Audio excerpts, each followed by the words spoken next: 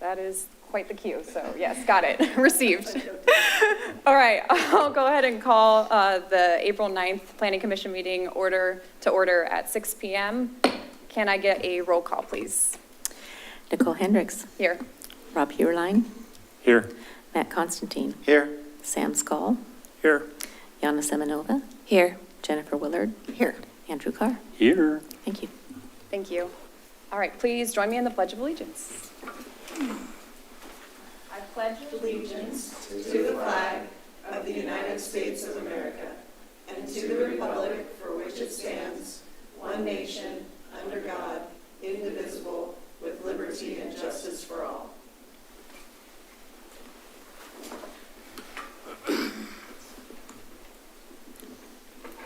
Alrighty, we'll go ahead and move to citizen input. So this is the time that citizens have the opportunity to address the Planning Commission regarding any item that is not already scheduled for a formal public hearing or a public work session tonight. Therefore, if any member of the audience, either here in City Hall or via Zoom, would like to speak about any other matter of concern, please raise your hand or send a message to the recorder using the Zoom chat function so that we may hear from you now. If you have not already, please fill out a testimony card and give it to the clerk. Also, please state your name and address for the record or state that your address is as provided on the testimony card. Please come to the podium when you are called forward or unmute yourself on Zoom when the clerk requests. And please limit your comments to no more than 3 minutes. Is there anyone that would like to testify at this time?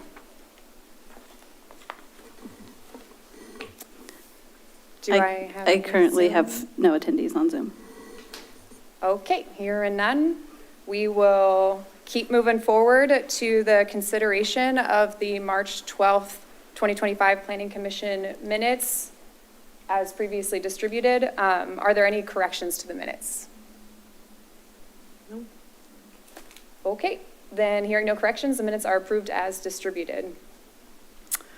Flying through. So now we have the work session items. So next on the agenda is a work session for the Housing Our Future project. This work session is a chance for the Planning Commission to gain additional understanding of and provide guidance on ongoing legislative projects prior to a public hearing. As a courtesy, the Planning Commission will, as time permits, allow limited public comment on the topic after staff have presented their report for the Commission's purpose of continuing to understand the project.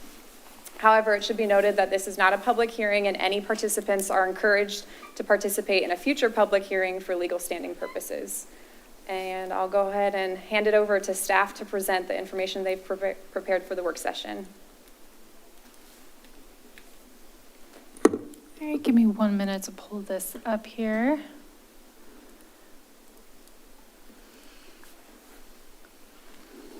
All right, that should be switching over momentarily. Great. My name is Kim Reibold. I'm senior planner here with the City of Wilsonville, and tonight with me I have Beth Goodman here to my right, and then Nicole Underwood online from Echo Northwest. And we are here, as you've noted, to update you on the Housing Our Future project. Specifically tonight, we want to share with you how the project has evolved since our last work session in November. At that work session, you gave us feedback on the actions that were at the time under consideration for the housing production strategy and gave us some feedback on which ones to evaluate further. So since then, throughout early 2025, we've had a couple of additional meetings, both with the project task force as well as City Council. And with their direction, we've arrived at a set of actions, 7 actions that we believe are feasible to implement during the next 6 years. Beth is going to provide a little more detail in our presentation on how we got here. But in your packet, you have a couple of items related to the project, final draft housing needs and capacity analysis. If you recall, this was presented to you at the joint work session with City Council in mid-2024. Based on feedback we got at that meeting and just some additional updates we've made, we've incorporated that, and this is in a fairly finalized format. We also have the draft housing production strategy. So this is most of the entire document that has the list of actions as well as some additional material in the document that supports the actions and is part of the state requirements for what goes into a housing production strategy. So as these are going to be moving forward to public hearings beginning next month, we want to use this work session as an opportunity for you to ask questions. Let us know if there's additional considerations on the specific strategies themselves that you think of, and any possible other edits that you would suggest before we prepare the hearings ready version of these documents for hearing, which will be back before you next month. So with that, I'm going to turn it over to Beth. Thank you. And if Nicole is online as a participant, could you promote her up in case we, oh, thank you. I appreciate that. So we started this project, honestly, we started it back in 2023, I believe. But the more recent project we started here in 2024, a little more than a year ago. And here we are with the draft final, not quite final yet, housing production strategy. On our next slide, please. A reminder of the information that's in each of these different studies. So your housing needs and capacity analysis is a technical report. It's a lot about buildable lands as well as housing market and demographic and other information that's used to inform the HPS as well as the HNCA. In the end, it answers the question, does Wilsonville have sufficient buildable residential land to accommodate expected growth? And the answer is yes. And it also begins to point out unmet housing needs in Wilsonville, and that's taken up more in the housing production strategy, where we're looking at measures to accommodate what's called needed housing and considering unmet need as it relates to affordability and different housing needs for different demographic groups, infrastructure, funding, those kind of things. So all of that is in the two boxes at the top here. All of that is what you're getting in this project. And then beyond this project, what you're doing is you're implementing the actions in the housing production strategy. So these changes are made after this particular project is complete. So as Kim mentioned, we've reviewed the housing needs and capacity analysis. If you have questions about it after the presentation, I think we'd definitely be happy to try to answer your questions. Mostly this will focus on the housing production strategy. So next slide, please. So the goal we're trying to get to with the housing production strategy is, do the strategies achieve fair and equitable housing outcomes based on these set of bullets? One of the things that you'll notice is that some of these things aren't necessarily about building new housing. So housing production strategy is a little bit of a misnomer. It's about building new housing, it's about affordability, it's about increasing housing stability and avoiding displacement, looking at housing options for people experiencing homelessness, looking at location of housing, especially in compact mixed-use areas, housing choice, so affordable options in safe neighborhoods with high-quality amenities, especially for state and federal protected classes, which includes people of color, people with disabilities, a number of different groups, including low-income households. And then looking more at how all of these actions taken together are achieving fair housing outcomes that are desired. So we're thinking about all of that as we think across the existing city's policies as well as the new actions. Next slide, please. This is to remind you that in addition to fair housing considerations, we're also thinking about housing need by income level. The focus of the housing production strategy is really on households with income at or below 120% of the median family income for the region. And for a household of four, that's $140,000.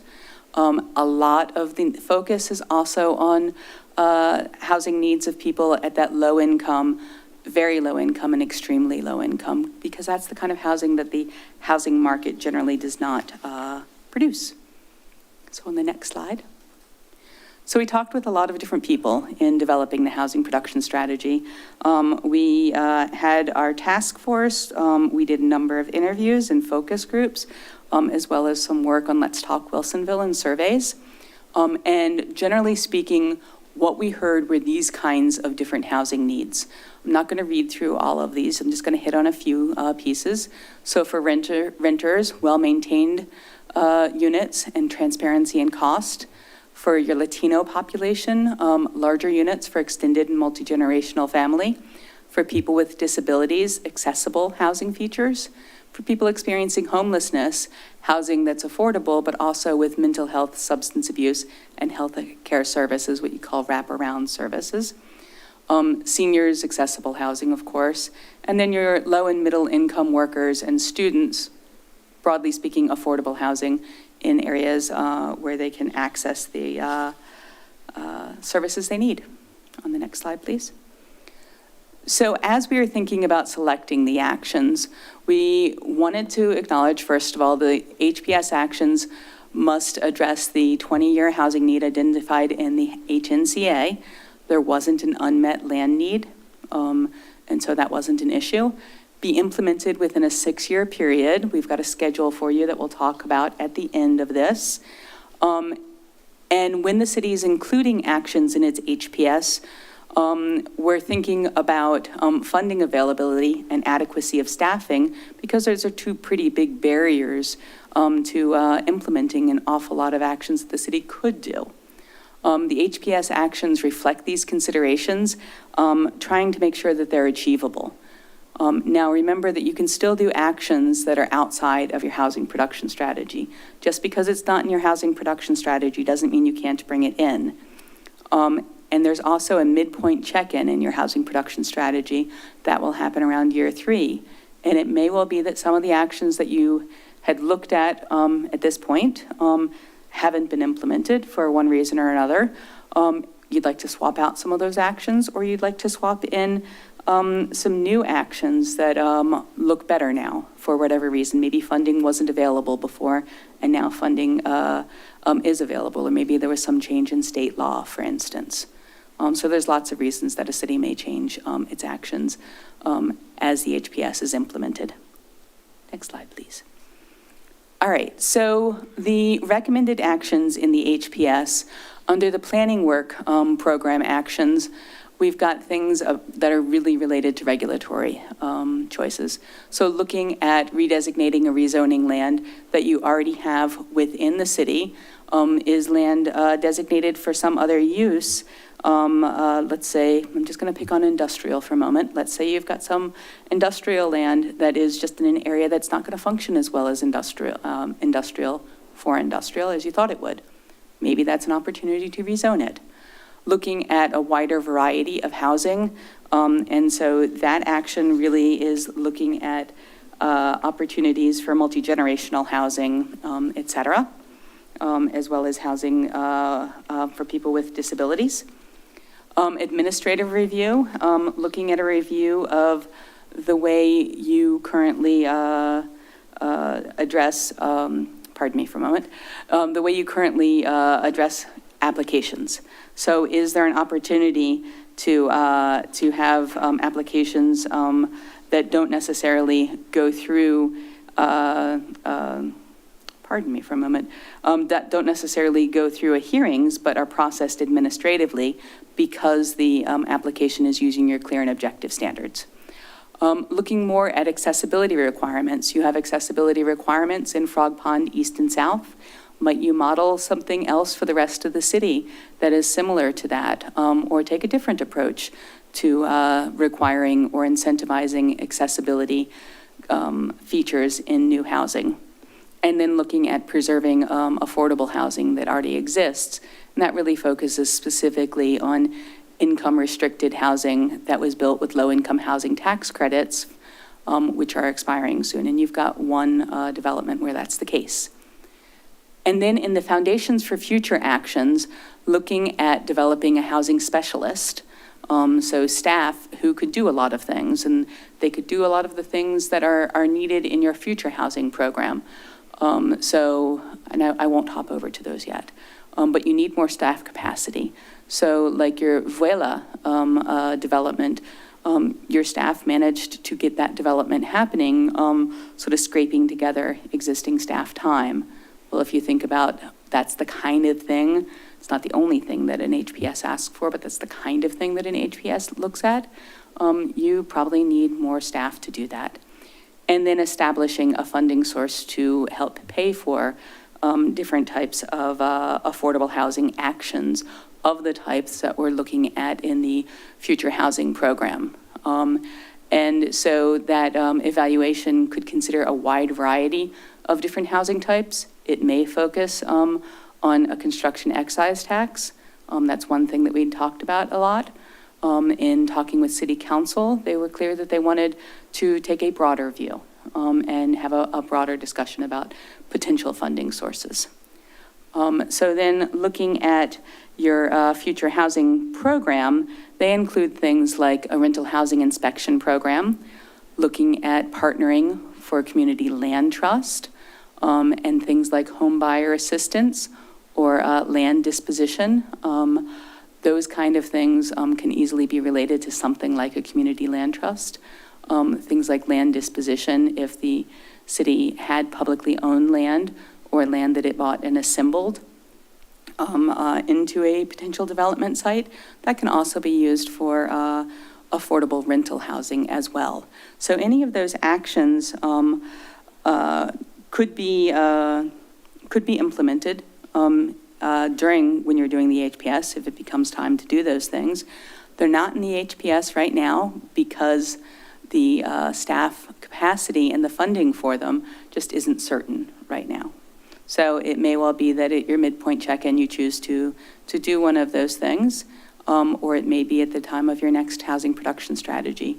In 6 years, you choose to do one or more of those things. All right, on the next slide. So you could, I already said that, that you could start the future housing program actions before your next HPS when you have staff and funding in place. So that's the main message there. On the other actions that we didn't include, we've got some reasons here for not having included them, and it may well be that things change over the next 3 to 6 years, and it may well be that there's some pieces that the city has a change of heart on and wants to implement from that list or from some other list. So on the next slide, please. So we're looking for, and we'll ask for this in just a few moments, additional feedback on the draft HNCA and the HPS documents. Specifically with the HPS actions, as you're reading through the actions and what they would be, do you have additional implementation considerations that didn't make it into our document? In other words, is there something that we weren't thinking of that's important to document there? So as the city is doing this in a year or 3 years, ideas aren't dropped. And on the next slide, I think I'd just like to show the implementation schedule. So what you're required in an HPS to do is have a year or a specific date. In this case, it's December 31st of any of the years shown there, during which the city takes official action. We refer to official action as council decision. In some cases, that could be to adopt an action, or it could be to say, yes, we're doing that action. Before that, you've got an evaluation period. And for items like A and B and C, I would imagine part of the evaluation period would be coming before this group and discussing, okay, we're looking at our zoning map or our comprehensive plan map. Do we have reason to believe that we should be rezoning some land?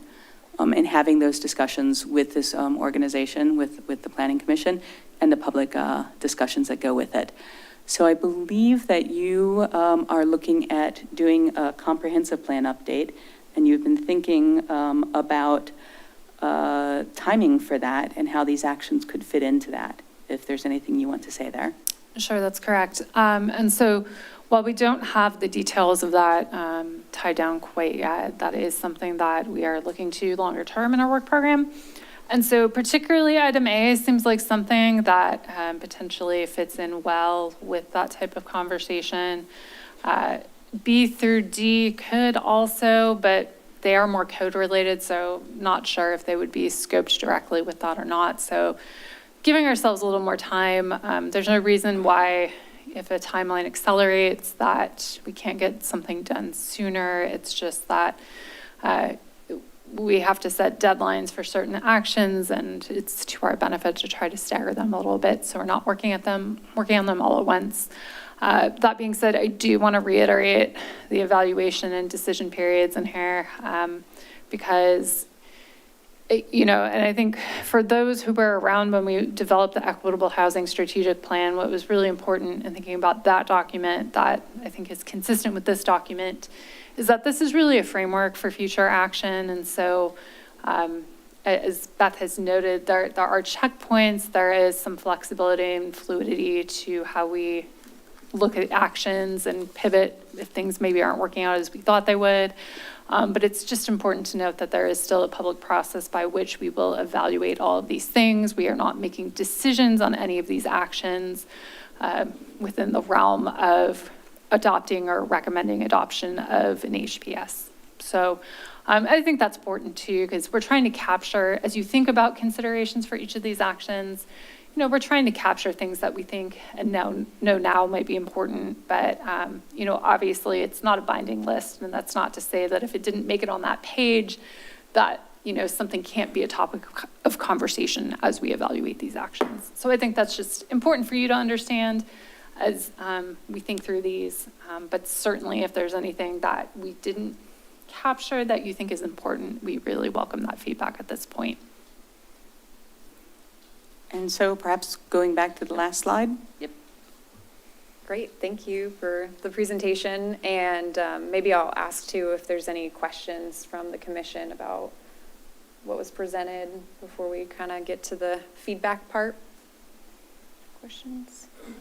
Yeah, go for it. Could you explain a little bit more or in depth about what the administrative review process is about and what's involved? Sure.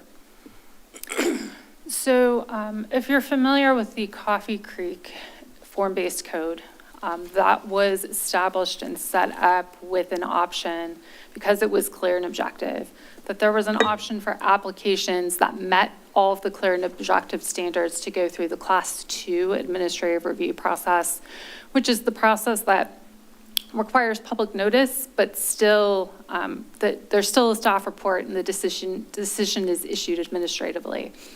So it's essentially thinking of residential projects in a similar manner, because state law does require us to establish clear and objective standards as it relates to residential development. If we have a development proposal that comes in and meets those clear and objective standards, this action would be a process to evaluate adopting an administrative review process for applications of that nature. Still recognizing that we often see waivers with development. Those waivers are by their nature subjective and would still go to the development review board. So that's what we would be looking at with that. The thought being that if you're meeting clear and objective standards, it saves an applicant a little bit of time. Time can often mean money and decreased cost to develop housing, which can get housing online sooner. So that is the intention behind that action. I also think because we have questions, it's important to note that because there is still a public notice period, there are still appeal rights that people participating in the process can preserve. So it does not take the public out of the review process. It just tries to not have a clear and objective application go through a hearing process. And the public can still make comments. Correct, correct. Okay, thank you. Any other questions? Oh, go for it, Commissioner Heberlein. Yeah, mine's kind of a question that'll drive into my feedback, if that's all right. Okay, Go for it. so in the forecast for housing growth, the 2,815 homes was based on the metro projections for growth.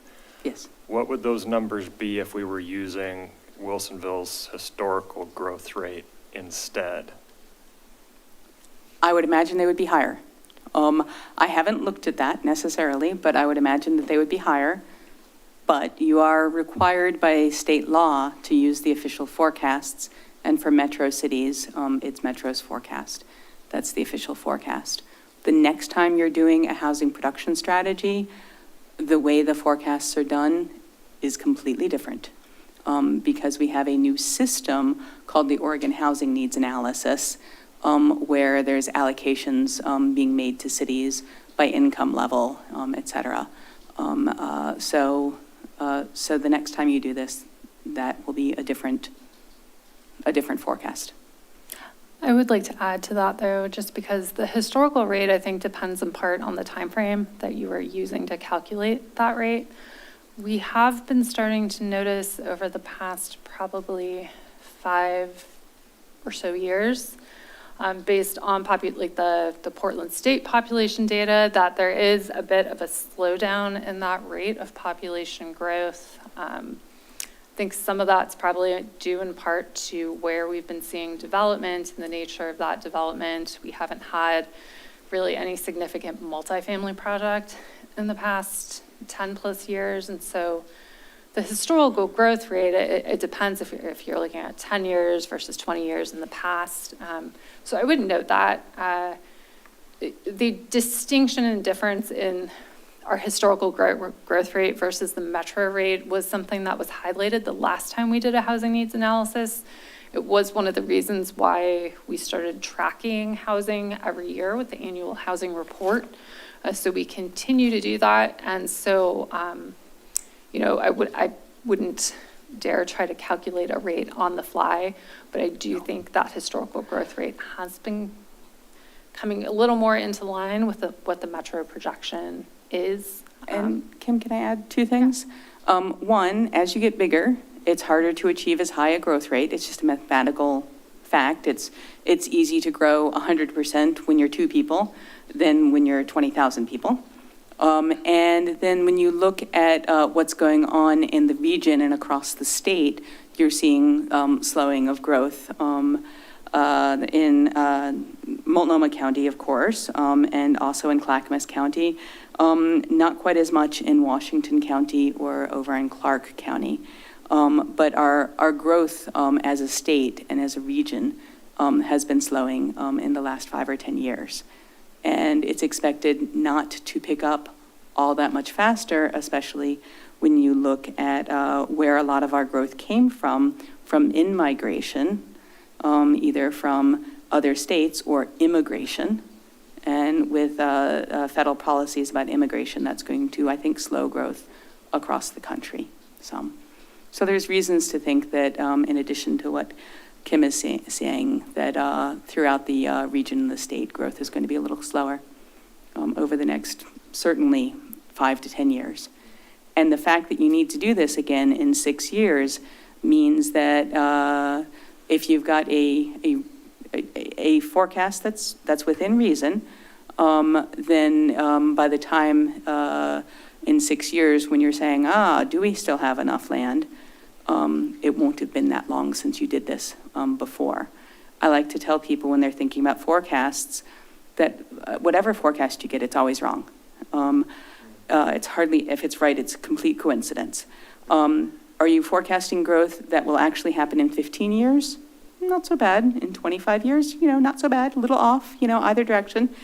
But if the amount of growth you're talking about happens in 3 or 5 years, then you have no chance to catch up. Or if you're forecasting so much growth that it's actually 40 years of growth, then you have a chance of overbuilding your systems, like your transportation system, your water and your wastewater systems, that kind of thing. And that costs cities money and makes those systems overly expensive. So you're sort of, trying to aim for something that's reasonable. Okay, thank you. I think in general, I'm okay with the drafts as they are. They're great documents.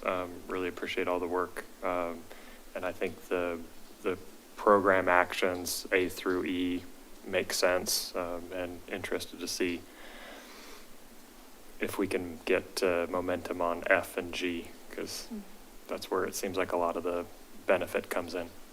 So thank you. Other thoughts from other commissioners? Commissioner Willard? Yeah, excuse me.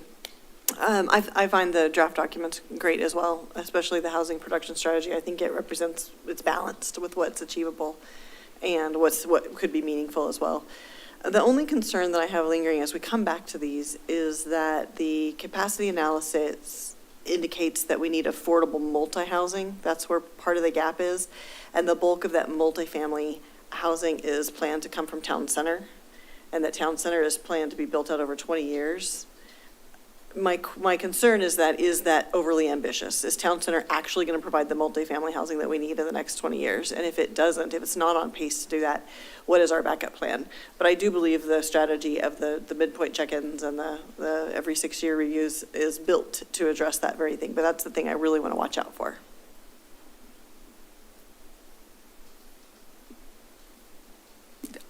I happen to agree. And I think we've acknowledged, the nature of redevelopment being different and less predictable than greenfield development in the document.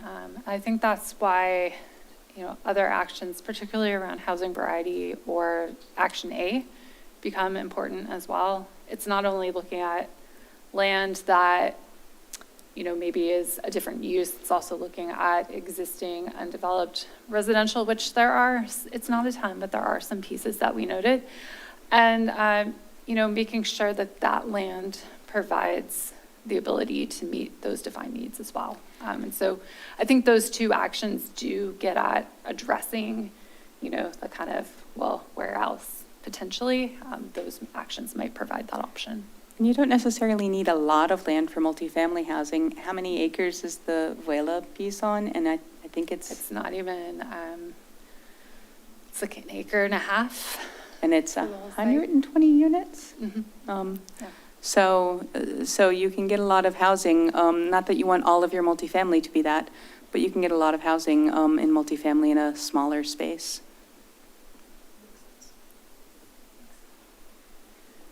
Over here, do we have any comments, thoughts? Commissioner Semenova? For the Action F, I don't know if this is something the city normally does or not, but reviewing is there potential to repurpose any work or position to fill this if this is more important than maybe some other roles? That's just my only suggestion, is taking that into consideration when you're doing the analysis and evaluation. Okay, thank you. I have 2 points, probably concern and recommendations. In the, and again, great document, lots of work put into this, and it, for us, for us who's paid attention to it, it makes pretty good sense, and things will change as we know it.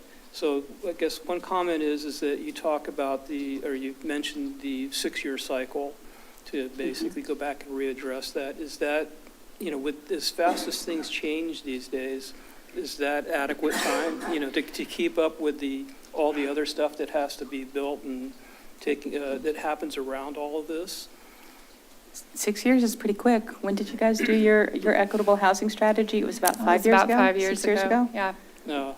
And I think that's certainly informed us being cautious on the number of actions, because we have firsthand experience of what it takes to start implementing these things. And so again, I heard the word balance mentioned earlier. It was a balance between continuing to be thoughtful and have some ambition, but also be realistic about what we can accomplish. Okay. And then the second comment is, the outline of recommendations here, the A through G.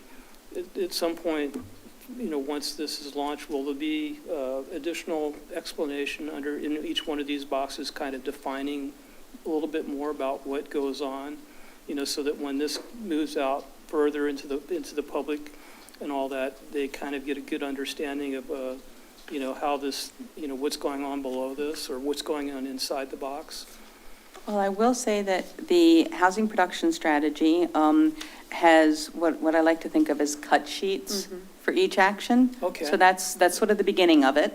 Okay. And then, if you imagine that you're going from a one-page explanation, and some of these things could be, I don't know, a 20 or 30-page report in some cases. I would have to imagine that that's how the city would manage it. Yeah, so I think think of each of these as little projects unto themselves. I mean, potentially some of the code work could be combined as a single process, but you know, I'll use action B as an example, right? Because that involves the development code. So as is typical practice, when we have this kind of code update, we create a more detailed scope of work at the beginning. We create a timeline, sort of strategy of what it is we're trying to do, what is the project, how are we involving the public. We're working on works, we'd be working through you with work sessions. And so I think it's going to be at that time where there is a little more fine-grained detail and scope.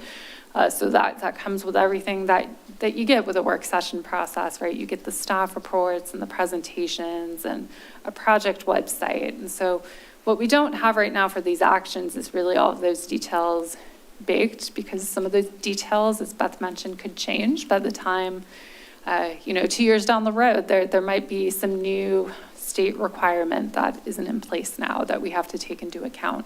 So we think our goal here is to provide ourselves enough of a framework to start creating that scope. And I know that the Equitable Housing Strategic Plan is a great example of that, because when scoping out one of the projects, I literally used what was in that document as my starting point, but it was a starting point. And so certainly as we have a public process for these actions, there is more information available and, kind of an assessment of each action and details that we would have available. Okay, thank you. And the HPS has to provide enough information so that the city can say, at the end of the HPS period, the beginning of the new one, did we do this? What did it result in? Did it result in rezoning of, 23 acres of land? And did any housing get built on that? Or is any housing planned for that immediately? That kind of thing. And so that's packed into the monitoring piece, which is intended to be tied into your existing monitoring system. Which, just for the record, the existing monitoring system is typically done through our housing report. So I would anticipate seeing in the future some of that reflected in subsequent versions of the housing report going forward. Commissioner Carr? Yeah, so are we anticipating that the planning work program actions would be done with existing staff, or are we anticipating needing the housing specialist to attack them? Those would typically, we envision existing staff, likely potentially for some of them with consultant assistance where more specialized expertise is needed to guide. But that was really one of the distinguishing features between what made it on that planning work program list and some of the other actions that, it's not even to some extent a matter of capacity. Some of it is a case of expertise as well that comes with things that are kind of housing and planning related, but a bit outside of that. Did you think about the rental housing inspection program? That's a very good example where you'd need somebody who had expertise in that. Well, I appreciate the comprehensive report and all the data. I love data. My only thought is I think piggybacking on the work we did in Frog Pond, the housing variety, and I think the administrative review discussions, I would like to see those processes started earlier. I think we proved during our Frog Pond discussion that there is a need to make the administrative review more available so that we can reduce the expense of building, at least the paperwork expense. And then obviously we spent a lot of time on housing variety. I'd like to just piggyback onto the work that we did with that and maybe accelerate that in the process.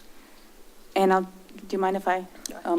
So the housing variety, the description currently says establishing a mix of housing types required in targeted areas, maybe modeling after what you did in Frog Pond East and South, incentivizing development of manufactured, prefabricated, and modular housing, which can be more affordable, and then continuing to allow a mix of housing throughout residential zones, looking for barriers to that. just in case. Yes. The name was just a little confusing. I understand, but I think a lot of what we've done around Frog Pond kind of lends itself, I'm not sure saying accelerating it makes sense, but at least starting the process earlier than we've currently got it in the schedule. Thank you. I think we will, like I said, it's possible that that could be scoped to kind of follow along with the comp plan work. It's, I think, a matter of staff capacity. And so the good thing is if we get something done sooner, having it as a later deadline doesn't hurt us with the state. So We also want it in place before we have the next Frog Pond, right. right? Because we don't want to have to make exceptions like we did in Frog Pond to the city policy. We want to make sure it's citywide and just say yes. That's all I have. Thanks. Thank you. I just had a couple things. I'm supportive of what's being recommended. I don't have any changes. I really love the report's so easy to read. It's just like, so thank you for that. One of the things, well, especially the adding the housing specialist position, I support that. And I also worry that, you know, we have intentions, or the team has intentions for the work portfolio that it would have on some of those future actions. And then we have more state mandates that come that we, you know, don't plan for, and how do we kind of protect what we intended that position to do? So that's just something that I thought about, just that like scope creep, or just not even being aware of what's down the line. There was a bit in the analysis talking about homeless data, and I was curious, I might have asked this before, does Wilsonville do the point in time count? Do they participate in that, do you know? I believe it is done partially in Wilsonville. Okay. But that information is not well disaggregated by city for the most part. So it's done at a higher level than a city. Okay. Yeah, and the reason I asked that was because looking at the Clackamas County data, I was like, well, Yeah. it's hard to really gauge for Wilsonville what that looks like. And remembering that people experiencing homelessness, you know, move from place to place within a region, certainly. So. And I'll add, generally, like, when we've done housing reports and other data, like, we have an idea of the regular usage of, like, the parking areas here. And also, we've called around to, like, local hotels and motels and kind of got some information about the amount of long-term residents there, so. Okay, that helps, thank you. And then I think the other thing that I just thought was interesting, there was a table with the funding sources that were evaluated for potential, right? We'd come back to those later, but I think one of them had listed like the general fund, which usually I know is pretty tight. So I was like, oh, interesting. I wonder if finance was consulted, or maybe that is a future conversation. It's a future conversation. A little bit of backstory there is that particular action started out a little more focused solely on CET. Okay. And our last task force meeting that we had a few weeks ago was really focused on some of these implementation details, and in particular, the counselors present. I think they we sort of intuitively know that that's probably the best option to fund things, at least CET of this nature. I think they wanted to do due diligence a little bit as we look at this action to just, okay, what are the other options? And right. the reality is the default, if you need to pay for something and you're not doing something else, then becomes the general fund. Yeah. I mean, that's just, I'm not saying that's the option we want to go with, but it's just kind of the reality of what are the different sources of funding that you can go with to do these things. Mm-hmm. And if none of the other options are what are pursued, then your last remaining option, well, two. One is do nothing and the other is general fund. Yeah. And so I think it's more a matter of what are the things, when you start evaluating and having the discussion that we just want to understand impacts of as we have that discussion. I think the feedback we got was there was still a lot of interest in CET, and that, that's most likely the most beneficial as it relates to housing source that's available at this time. And again, we could start this work and something might change in a couple of years and that would inform the work. But it's there because it's, technically an option. Might not be the best one. There might be cons with it, and that'll be a part of the evaluation. Thanks. Commissioner Carr, do you have a question on that or comment? I just have a weird question. So where in the budget does the housing specialist sit? That's a good question. That is part of the action to evaluate that because, some of the feedback we got was, well, what are the things they would focus on? I think a lot of that then their tasks will to some degree inform where they sit in the organization and where they are funded from. And another piece is if you talk about a funding source, that if it is a CET, that could help fund the housing specialist. And so in some ways, those two things are interrelated. I think that's why you see in our implementation timeline that they track in similar timelines because those conversations will inform one another. And I'll just add, I know that there are discussions at the state about additional funding sources and ways to make some existing funding sources a little more flexible. And so that may, make that conversation, maybe there's not one answer, but maybe there's 2 or 3 answers. Yeah, I think hearing that, it's just interesting to me that it says like foundational actions for the future and establish a funding sources for the future when it's like, wait, but everything that we're kind of saying. So it's interesting that, the one other question I had was, in your presentation, you listed like the different communities. I think the task force kind of mentioned that we want to kind of serve through these actions. And so I'm wondering, how do we ensure that we end up serving those people? So for example, like with the supporting multi-generational living with larger homes, how do we make sure people who are multi-generational families get those homes? So I don't know, thoughts on that or? And I think there's a question there about accessible units, because an awful lot of units that are Yes, that accessible came up before. aren't Yep. necessarily occupied by people with disabilities. And Yes. there's some options for those that I think are becoming clearer as, other cities have implemented some different policies that the city may want to take up a little bit later. So, and there's also continued outreach to these groups.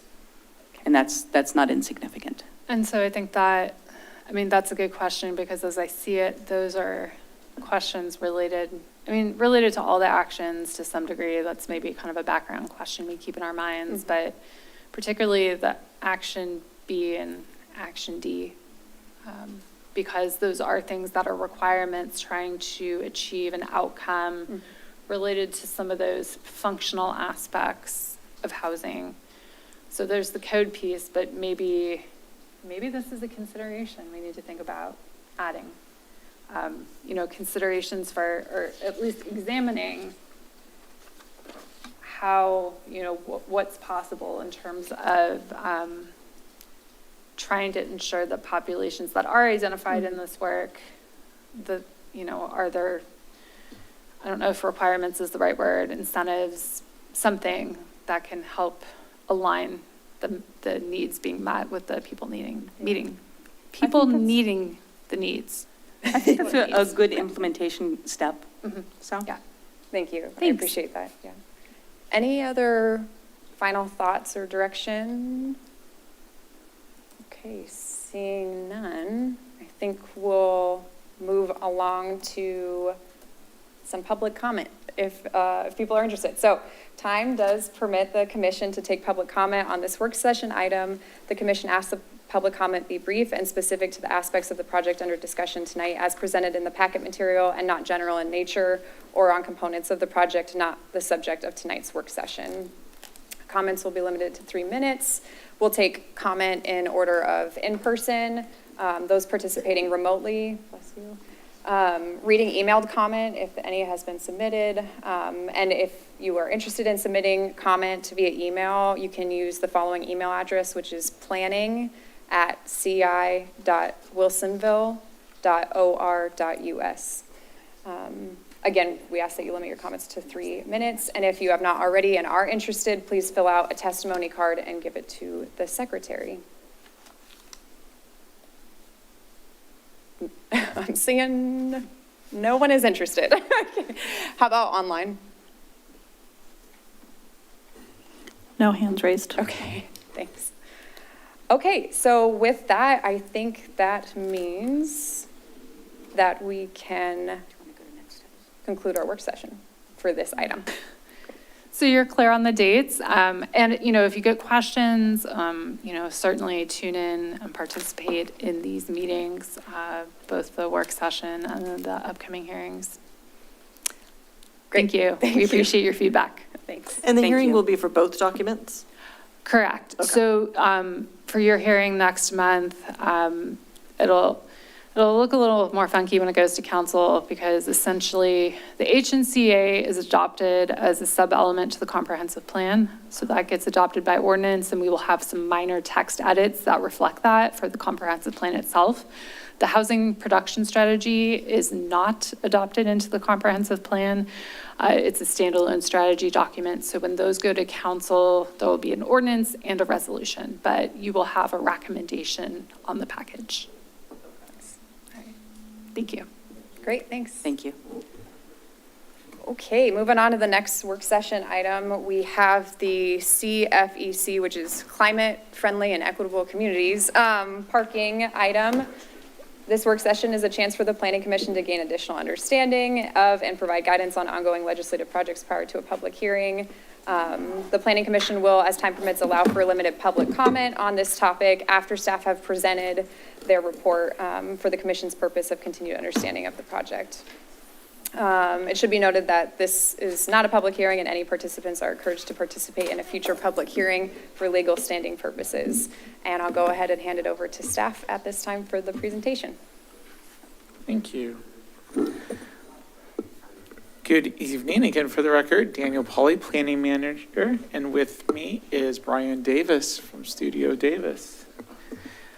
And give me a moment to get the presentation up. And Mandy, I'm not immediately seeing it. Oh, it's on the desktop. Thank you. Okay.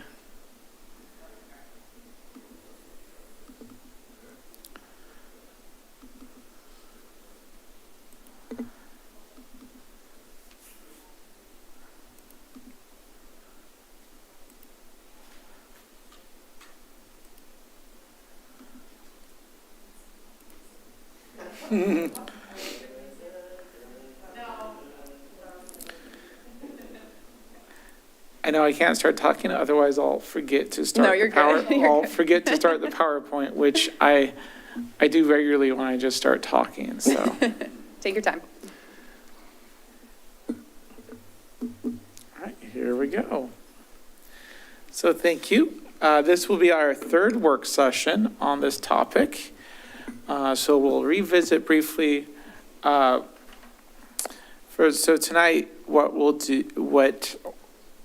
do, which is reflected in your packet materials, is review the development code amendments, the first draft that you've seen of detailed code amendments, and go through that, focusing on some decision points that are still out there regarding it. Also, we'll take some time to go into some additional details of Parking B, compliance option 2, which was the menu approach. And the reason for that is that the city council work session that followed yours, again, it was just a few bullet points and there was just a desire for some more detail of what those menu options actually meant. And so really from that, we're looking for any feedback you have that as we go forward and share the additional information with city council that you'd like shared with them as well. So in terms of background, CFEC does stand for Climate Friendly and Equitable Communities, as has been stated. This originates from a 2022 executive order by Governor Kate Brown, recognizing that the state was not on track to reduce climate climate pollution. And so essentially what that did is direct all the state agencies to use their existing rulemaking power to take actions that can reduce greenhouse gas emissions, among other things. And of those actions taken by the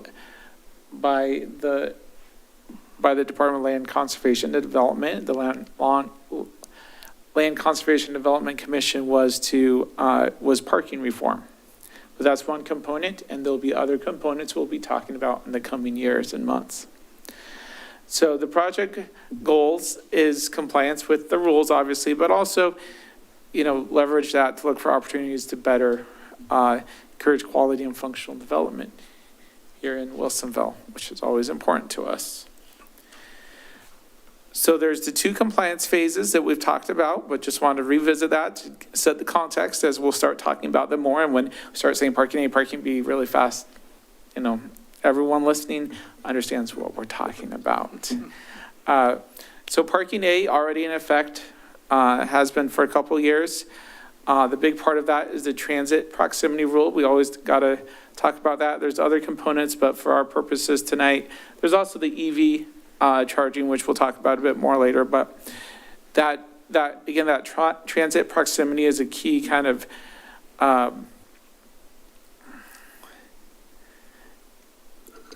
the word I want isn't coming to me. Really key to understanding how all these work and why we're doing what we're doing. Then parking B, which we're talking about. Here's that map. We've shown quite a bit. Again, the only areas not covered. So essentially the only areas not already exempt from parking minimums, which is presented in terms of per 1,000 square feet, you need to have so many parking spaces. So all the grayed out or dotted areas already exempt. The areas that are not are the western 2/3 of Villebois, some industrial area to the northwest and Charbonneau, and then a couple areas right down by the river.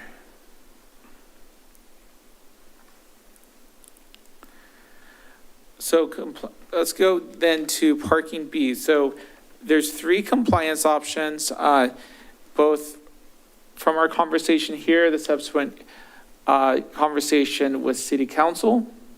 Option 1, which is to have no parking minimums citywide, seemed like made the most sense. We brought that up in our March 20th public open house as well, and that was talked about and felt a general consensus in that conversation as well that, okay, that makes sense. Option 1 really makes sense. But we did, as I mentioned in the last city council meeting, there was a desire to, though, better understand what these options are for option 2. So there's the first 2. So what option 2 is you have a menu and of a total of 5 different kind of policies that a city could adopt.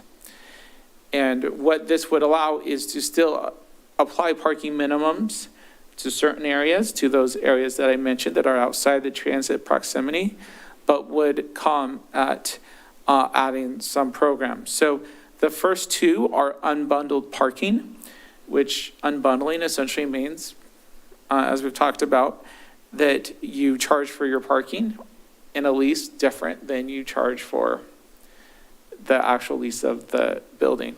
So there's, in the rules, the residential and commercial are considered separate. So you wouldn't have to do both. You could do either or. And, while at one level, that's a pretty simple concept to understand parking and the actual interior space or other areas of the lot being leased separately. But it would be enforced through new leases and renewals and need to be enforced by the city. Currently, the city doesn't look at or isn't party to any of these leases. Really, the only time usually the first time we come aware of any changes is like if they're wanting to put new HVAC equipment up or get a new sign or something like that, or need to do some sort of building permit. So that would need to create a whole nother mechanism, like administrative mechanism, be able to monitor that and enforce that, which kind of that cost is unknown. And likely to at least require a substantial, like a FTE probably to administer something like that and monitor it, compared to like the best probably analysis is like we have programs like our industrial pretreatment or like stormwater where they're working one-on-one with like all the businesses in town to like monitor certain things and enforce them. I mean, and those are a full FTE to monitor that sort of thing. So that's the best kind of analogy I could give of kind of the level of effort that it would take to enforce likely something like this. Then there's the flexible commute benefit, which I think that may have caught some eyes because, hey, don't we already do that? Which SMART does. SMART does have a flexible commute program. And Chair Hendricks may understand this better than I do, but from her prior experience. But essentially what it is, a voluntary program, educational outreach, and encourage, and a number of employers in the city do offer like reimbursement or partial reimbursement of transit passes and things like that. But this goes beyond, this program would need to go beyond like these voluntary or kind of educational program and really go to a mandatory program for employers of 50 plus that would need to be enforced by the city. And it'd require that either there's an amount that's $50, or if the value of the provided parking, free parking, is greater than $50, it'd be the equivalent of that amount, however that's calculated. And then the city would need to enforce that. So while, like I said, there's an existing voluntary program, it would be a substantial ramp up of that program to have a mandatory program like this to educate and enforce.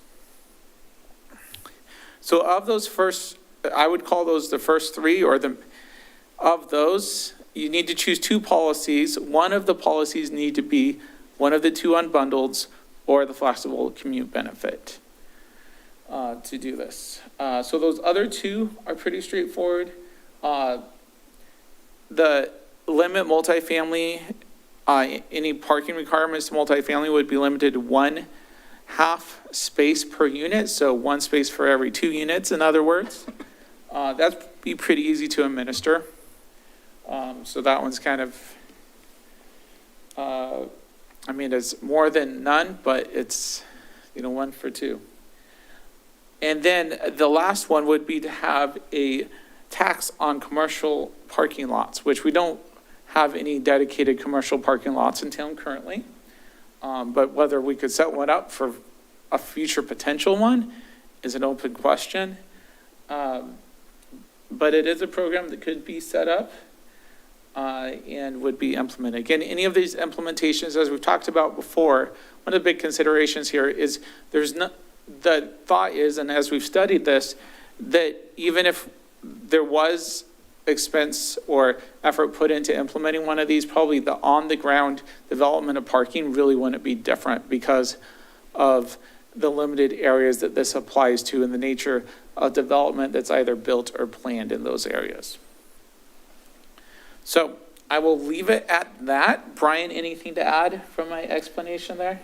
Yeah, I just kind of want to dovetail on that point. The reason we're not recommending that approach and have given you a set of code changes that follows option 1 is just because of the complexity of adding that to the code, because you're essentially operating under, 2 different development codes at that point. One, which has no parking minimums whatsoever, and and would apply to the vast majority of the city, and the other that has the parking minimums, but, includes, well, I guess the unbundling and all of that would have to apply to the whole city as well, but you would have the option to have parking minimums just in this little sliver. So it just becomes, I think, a really sort of sloppy exercise to, as Dan said, I think it's going to have, very little impact if you would choose that option over what would get built in over the next 20 years.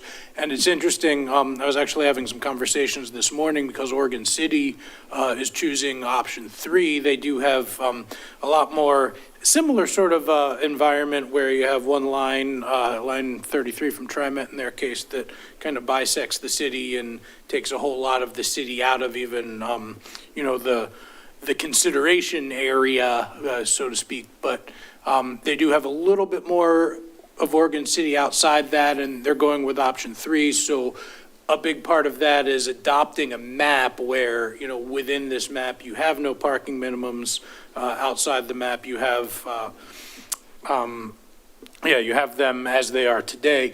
But it becomes a really interesting kind of exercise because this probably doesn't really apply to Wilsonville, but in Oregon City is very hilly. And of course, the requirements refer to the walk shed. So, does the elevator you take from downtown Oregon City to the rest of this, is that part of the walk shed? Is that technically a transit service itself? So a lot of interesting things to hash out there. And while I would have fun doing it, especially if the state would agree to continue paying me by the hour for it, I think it's really going to be of limited benefit to Wilsonville if you would take that option. So that's why we're recommending option 1 here. Okay, with that said, I'll turn it to you, Chair Great. Hendricks. What additional thoughts does the commission have on option 2 that you'd like shared with the city council? And does the recommendation of pursuing option 1 remain? All right, looking to my fellow commissioners. You want to share first thoughts? You're good? No? Okay.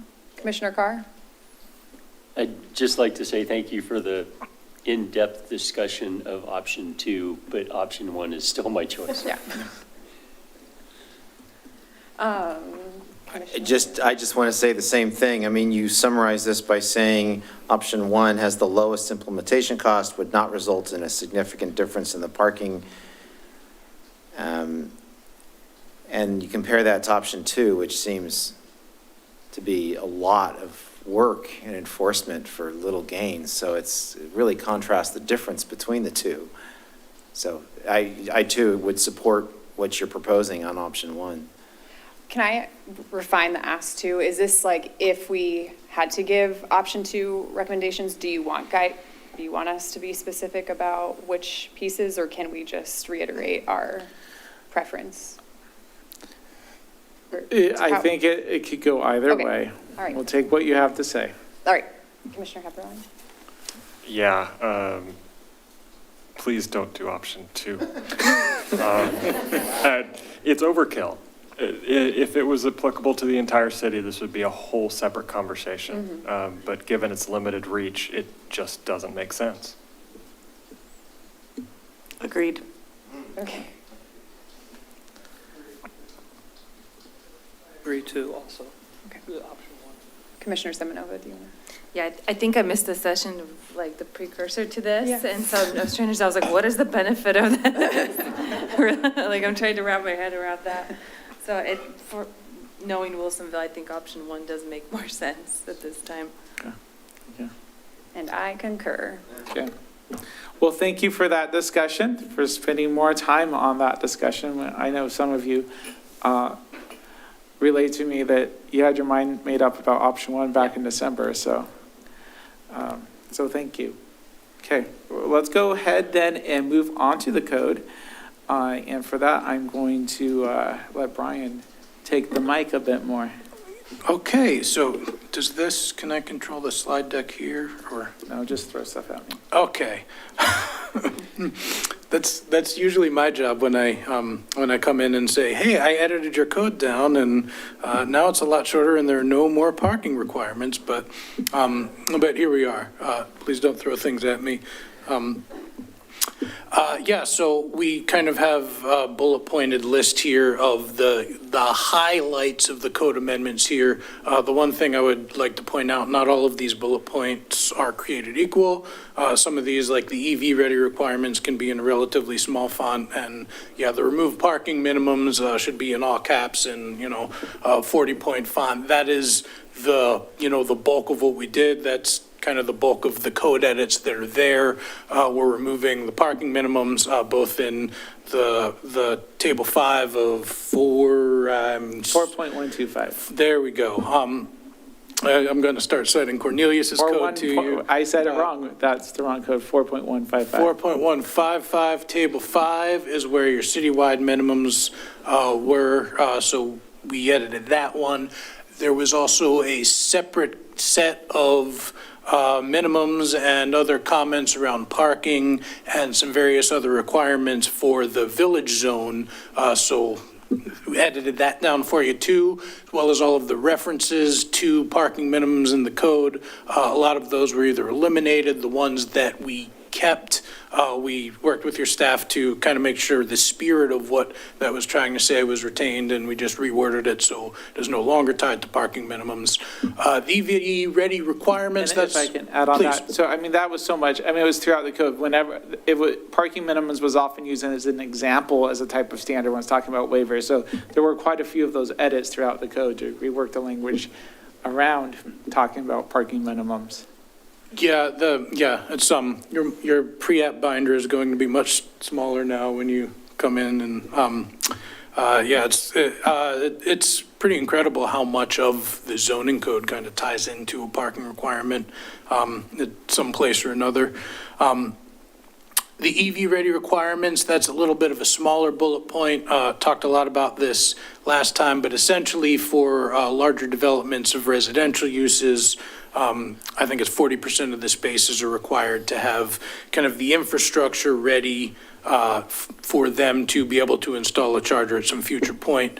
That was part of parking A, so it's already in effect. So this is, again, a situation where we're just taking parking A and actually writing it into the code. Yeah, thank Do you. you have a question, Commissioner? Okay. In addition to eliminating the minimums, parking maximums for some uses have been edited. Most of Wilsonville had already had parking maximums in place for a lot of uses. I think everything within Metro adopted a set of Metro parking maximums at some point, maybe 5-7 years ago, something like that. So I think you're already largely in compliance, but there were a couple multifamily uses that we had to edit down a little bit. And anything retail or restaurant, I think restaurants are exempt, but anything retail that was above a minimum of 5 spaces per 1,000 square feet of floor area had to be edited down to 5 spaces. So did that. We updated the bicycle parking requirements. You guys had some pretty good, robust requirements to begin with there, so I think that was just a couple little pieces of clarification there, and also kind of putting on your collective radar that there's going to be a few things within that one particular OAR, it's number 630, I think, that is going to have to be addressed at some point in the future when a new TSB comes out. I think there are some things in the right-of-way that you're going to have to do in terms of providing parking for bikes or scooters, smaller vehicles, those sorts of things. But for the development code, it was a pretty easy exercise. So that's one of the smaller bullet points. Our next 2 bullet points are both also in fairly small fonts. New policies for the redevelopment of underutilized parking. What that just means is previously, if you had a building downtown or whatever, you may have been required to have 50 spaces. You may have thought you only needed 25. Now that there's not a parking requirement there, if you want to, you could redevelop that parking lot. We made sure we edited that code to clarify how that would happen. Essentially, it goes through your development review like everything else. You're just no longer allowed to deny a development based on, obviously, the fact that it is required parking because it no longer is. Updated standards around shared parking. Again, in Wilsonville's case, fairly minor, just some relatively light code revisions to make sure we're complying with the letter of the state laws on those. And my last bullet point is another one that's in all caps in the 40-point font, and something that we're going to be asking you for your feedback on tonight are the parking lot design standards. So the way those are worded in in the administrative requirements. It's a little bit confusing, but let me see if I can get it right. First thing you have to do is called, I think they're calling it a climate mitigation. And this applies to all parking lots that are more than half an acre in size. So I thought this was great. Dan calculated out that basically the first bank of parking out there is just about half an acre. So that's the size of parking lot we're talking about, the first 40 spaces or so up to that first set of islands there. In your parking lot that, despite the fact that I really like how it's landscaped, is probably technically, it doesn't comply with CFAC because it doesn't look like we're really close to that 30% tree canopy there. But okay, so the 30%, I'll get to that. The first thing you have to do to your parking is require a climate mitigation of some sort. There are three options that they give you. The first is a tree canopy of 40% coverage at the maturity of the trees, which I think they say can be no longer than 15 years out from the planning or from the development. So that's first option, 40%, remember that, because I'm about to really cloud the waters when I get to the next piece. The second option here, again, there's a climate piece, is solar panels. I forget the exact requirement there, but it's some generation capacity per number of parking spaces that are developed. The third option is a fee in lieu. You can set that fee however you like it, but it has to be at least $1,500 per space, and then a developer could pay that fee in lieu of either meeting that via the 40% tree canopy or the solar requirement. You may choose any one of those, you may choose any or all of them, or any two that you choose. And we'll get more into those here in a minute. Right.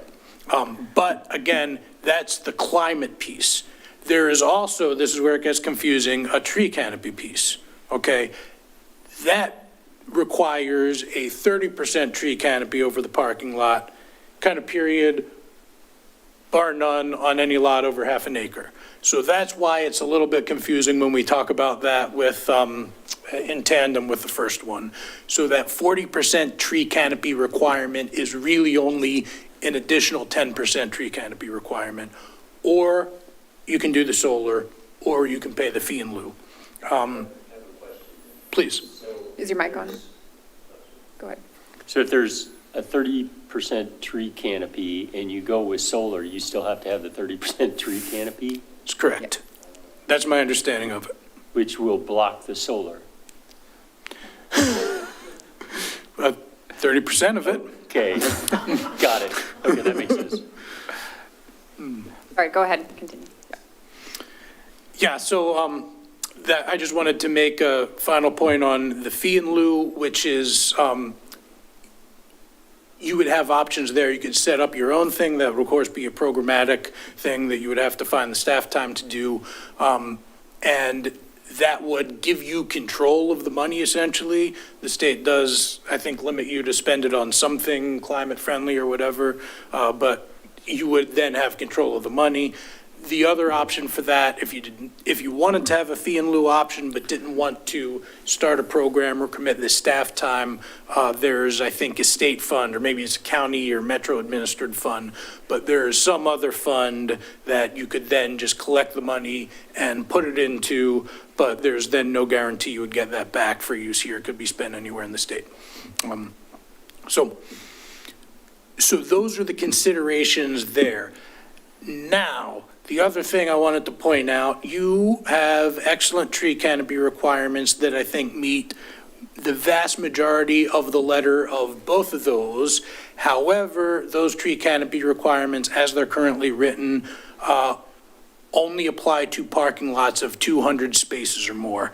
That's probably going to be definitely more than 2 acres, something like 2.5 acres is probably more realistic. Yeah, an acre is usually something like 40 to 45 at most parking spaces. So, so that's the key thing. I think we still need to get guidance from you here on, do we want to, yeah, Dan, would you explain this since you put it together, and I will probably botch this? Okay. So these tables try to illustrate what the current standards are. So when I talk about the full enhanced standards, those are really standards that, from Brian's evaluation, really meet the letter of the law, seem to meet all the CFAC requirements.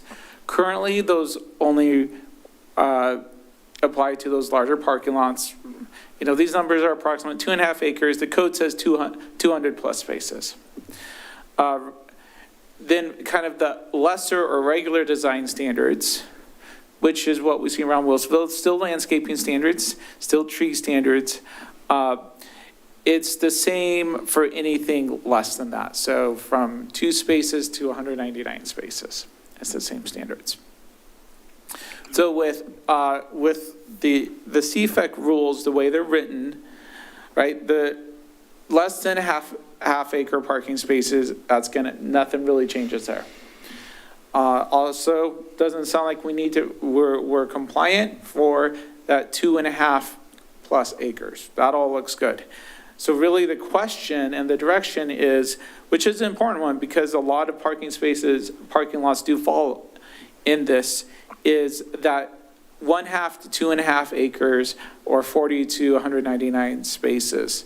And really that comes down to, do we just make it simple and just pull all those full enhanced standards down to 1/2 an acre? So we have one code which is just a couple edits in the code, change, 200 spaces to 1/2 acre, right, essentially. So that's one option.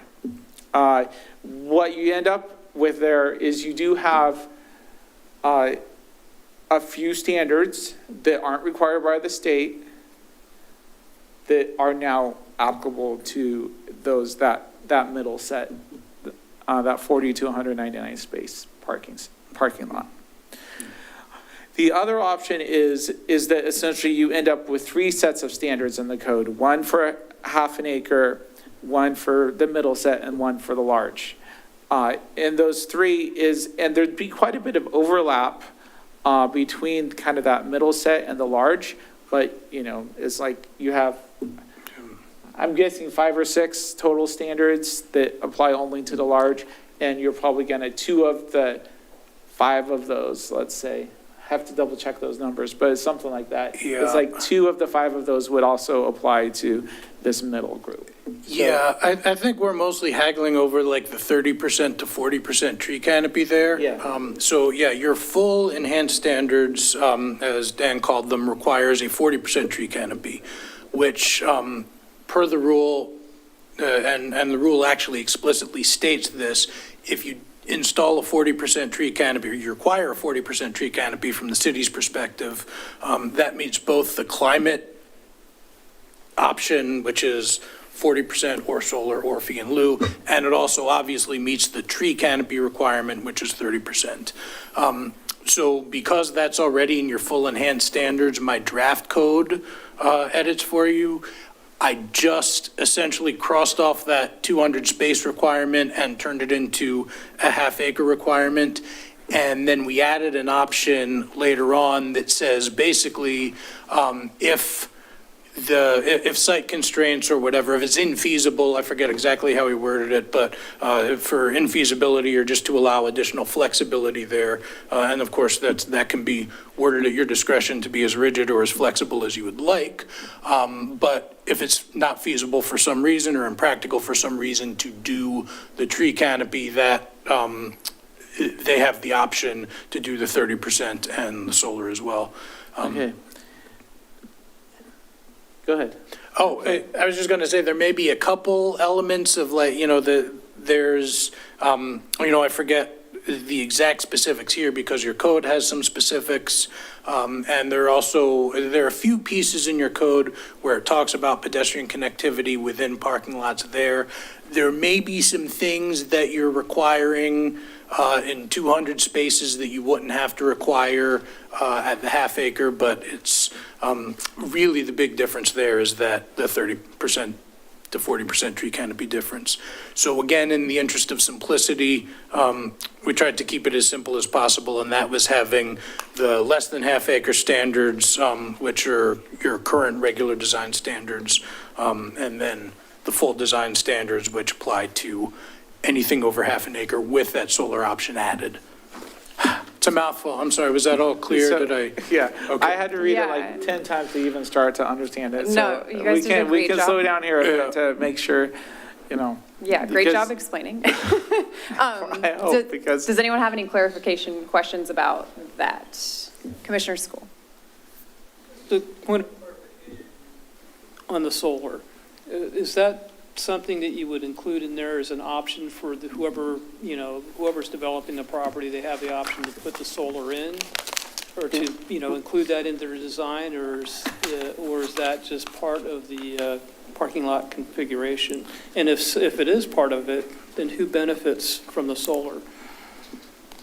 So the rules, as I understand it, and we're going to get to the solar question too, Okay. here in a slide or so. But because there's some options on the solar, Oh, so. there's more. Yeah, these rules are fun sometimes. Let me get to it. I think, would it be helpful maybe to clarify exactly what are those two standards that do apply regardless? Then what are the standards that would not apply if we went for that, kind of the partial enhanced standards? Is that okay? Yeah, let's do that. Okay, that's what I was pulling up here. Give me one moment. I realized as I was sitting here, I should have made a slide with that too, so give me just a moment. While you're looking for that, are there other components of the full enhanced standards that would be expensive if we applied them to a half acre parking lot?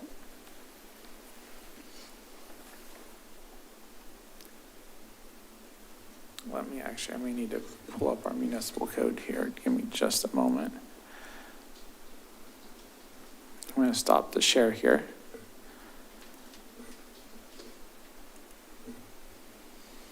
Yeah, I think that's my question too. What is that middle zone? If the comparison between applying it or not applying it, what's the difference? Right. Yeah. Right. And how expensive is it? Right. If you apply those rules to a half acre lot? Right. Right. Yeah, I don't think there's a ton there. I'm just getting to that code. Yeah, there are some, in B3, yeah, there are a couple pedestrian connectivity things that are asked for. Okay, I'm going to go ahead and reshare here.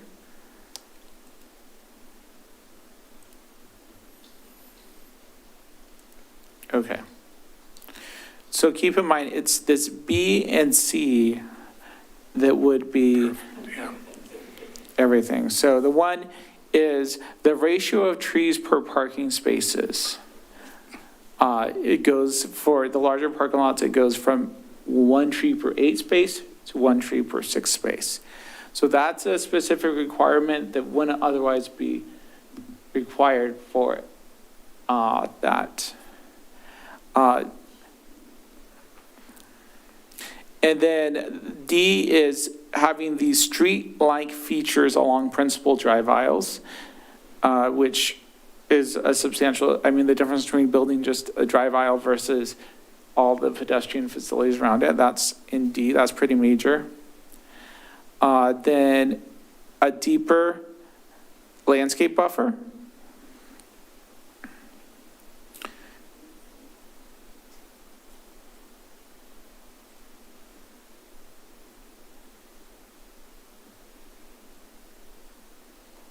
And then a reference to that they have to integrate signs into the landscaping, which, it's going to happen anyway. So it's really, for that middle, let me highlight here. So it's these B and C that would be required. for that middle set, that 1/2 to 2.5 acres.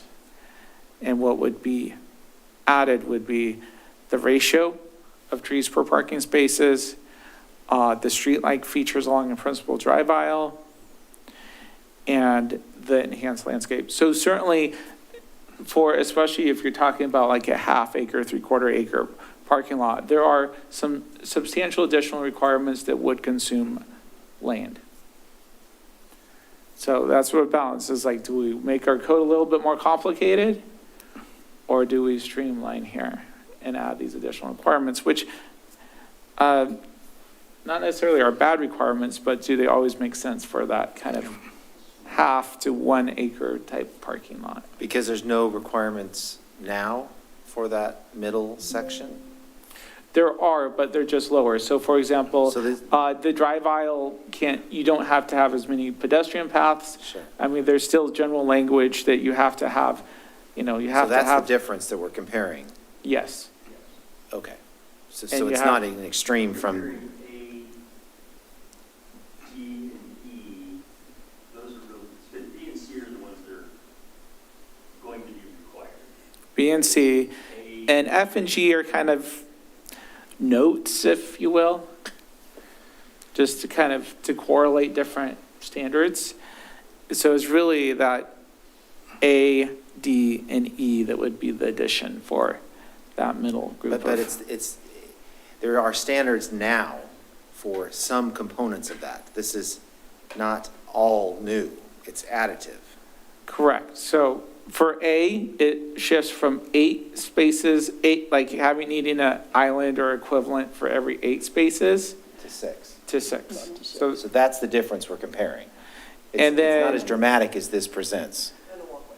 And then D, And the right of way. you're still going to have the access drives and stuff, but it doesn't have to have those street-like features. It may just be like curb, landscaping, drive aisle. So now you're taking a 1/2 acre parking lot and you're shrinking the available parking by the requirements, especially in E. Yeah, E, that's. I think A's not as significant, right? But E on a 1/2 acre, you may not get the 40 parking I spots. believe let me double check this. I believe let me look. I'll double check in the code here once I get off this page. I believe because it's still the low screen standard is the minimum. And I think, is it 10 feet? I'll double check. So there is still some buffer required, Okay. but it's not 12 feet. That would be nice to know the difference between what's there I'll actually currently check for on the those. other That's the laptop key, the real quick. difference. That's Yeah, where I'm what's- stuck. Yeah. How much more landscape am I going to have Exactly. to Right. pay for? And Commissioner Willard, do you have any? I saw you kind of hovering with the. Yeah, I'm trying to think about, I'm surprised the state agency that initiated this hasn't gone after those landscape buffers, because that seems like a huge consumer of land that doesn't serve a huge climate, anyway. But regardless of that, I'm trying to think in our planning, where is this going to apply in the city most likely? And it seems like the Basalt Creek is going to be the first space that is going to be built out that's going to be subject to these. And those spaces, as we've already discussed, are smaller. Some of them are bigger parcels of land, but most of them are smaller. And so, have you compared this to some of those land parcels? Are those in the 200 plus space, or are they more likely in this middle ground space? They generally, especially when you talk about like that, how it interacts with like the Coffee Creek design overlay, where you only have like a parking area that's like double Yeah. loaded between the building. I mean, that's going to be, it may not even get up to 1/2 acre, but it could be right at that verge of like 1/2 acre if like they have a longer frontage. Okay, but it's on the smaller end of these three that were on the slide previously.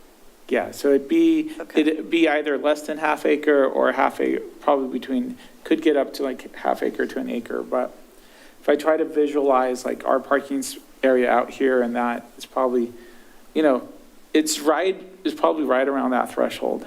Well, in our buildable land inventory that is zoned for commercial or industrial, would this actually come into play on any of those spaces that we know of today? So it's pretty rare that we get 200 space parking lots. Yeah, there's a lot of redevelopment that would happen before that. Yeah, I mean, you're going to be talking about a pretty large user that's going to have a 200 space parking lot. Okay. So certainly, these enhanced requirements would go to a lot more potential development, a lot more users. Okay. Okay. I'm ready for my comment, but whenever I'll let. I guess, are there any more clarification questions? Okay, Commissioner Carr, and then, yeah, hand it back over to staff. So does the tree lining count towards the tree canopy percentage? Or is it only interior tree canopy percentage? Oh, the street trees? Yeah, what's the parking area? Is it the percent that covers asphalt, or does it include landscaped area? Is kind of your question. And to go back to your picture, you have a picture of the parking lot of this building, but if you make it just a little bigger, you've now got a big canopy that's a whole rack of trees, right? Does it count that rack of trees in that canopy? Yeah, I believe so if they're on the So if you perimeter. did solar, you could have solar in the interior and have a rack of trees all the way around it. Yeah, and I probably should have mentioned this too when I was talking about the 30% requirement, but there's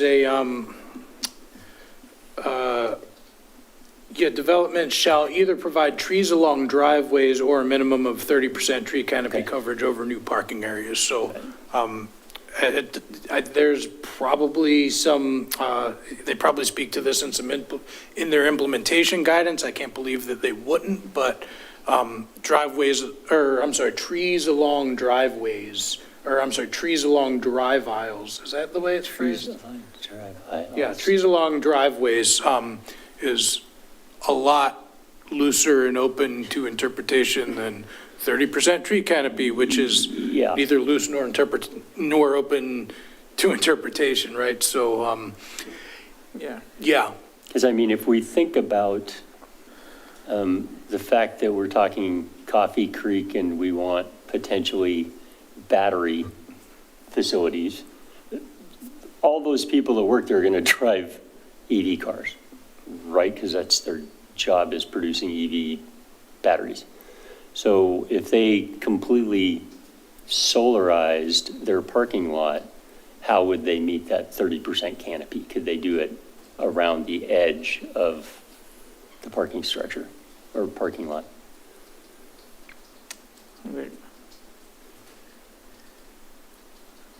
And I appreciate your patience. I know we're really getting into some detail now. Yeah. And that Sorry. you have some questions that, it's like, I wish I had a slide for that, so I appreciate your patience as we're getting to your answers. And so I also want to do a time check, make sure we don't. So some of this we may have to revisit at a future work session, but, because I also want it, because I know there's a lot more detail in the code, that we don't want to be here that late to get your questions and comments on that rest of the code as well. We also have, we'll have public comments, so I want to leave time for that too. Yes.